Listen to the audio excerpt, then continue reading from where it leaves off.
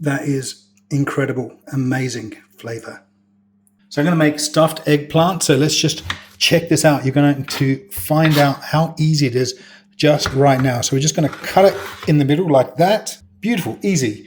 We're going to take this one and we have another. So we're just going to do the same thing. Just easily cut through it like that. Then we're going to, if you can just see here, there's a bit of an outline. So we're just going to take that outline. We're going to cut out the flesh.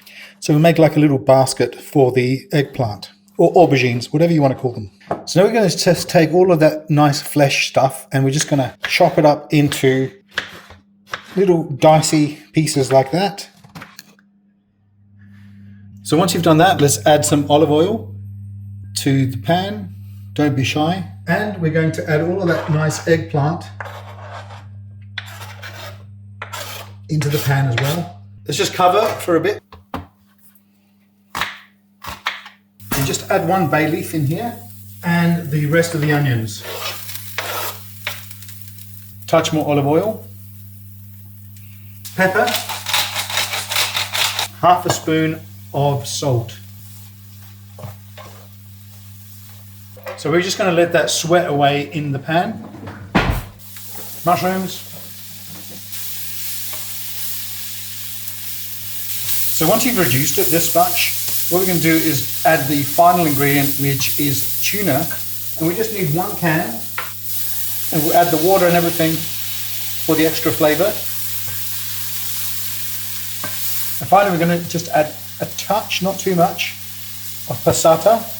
This kind of binds everything together.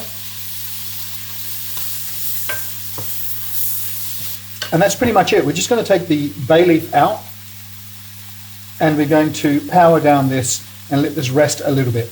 Right, so let's go ahead and add some oven-proof paper to this tray.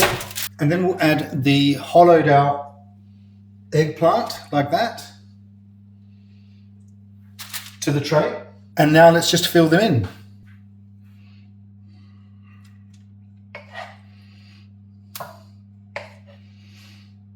The way I do it is I just put a little bit in each.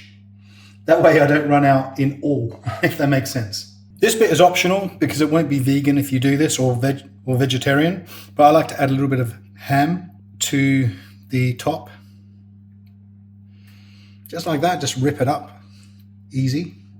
And we'll just top it up now with quite a lot of lovely mozzarella.